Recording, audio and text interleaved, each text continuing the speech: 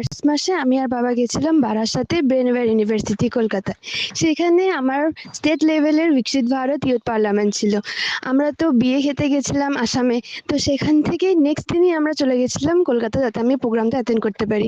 আমার এই প্রোগ্রামটা অ্যাটেন্ড করার খুব ইচ্ছে ছিল, কারণ এটা আমার নতুন একটা এক্সপিরিয়েন্স হতো। তো আমি আর বাবা চলে গেছিলাম। ওখানে গিয়ে আমি প্রথমে কাউকে চিনতাম না, তাই প্রথমে পুরো ক্যাম্পাসটা আমি নিজে ঘুরে দেখে কোথায় ক্যান্টিন আছে সেখানে গেলাম, কারণ আমার লাঞ্চ ছিল।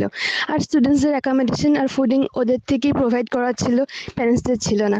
তাই আমি প্রথমে একলাই ছিলাম, একলাই খেলাম। তারপর আমার রুম অ্যালটমেন্ট হয়ে যাওয়ার পর সেখানে আমি কালিম্পংয়ের অনেকজনকে পাই। ওদের সাথে সারা রাত মস্তি করলাম, খুবই ভালো একটা ফ্রেন্ডশিপ হয়ে গেছিলো খুব কম সময়ের মধ্যে। তারপরের দিন সকালবেলায় আমরা রেডি হয়ে চলে গেলাম প্রোগ্রাম যেখানে হচ্ছিল। ক্যাম্পাসটা এত বড় আর খুবই সুন্দর। সেখানে বাবাও এসেছিল, সব প্যারেন্টসরাই এসেছিল প্রোগ্রাম দেখার জন্য। খুব ভালো প্রোগ্রাম হলো, তারপরে আমরা আবার বাড়ি ফিরে এলাম।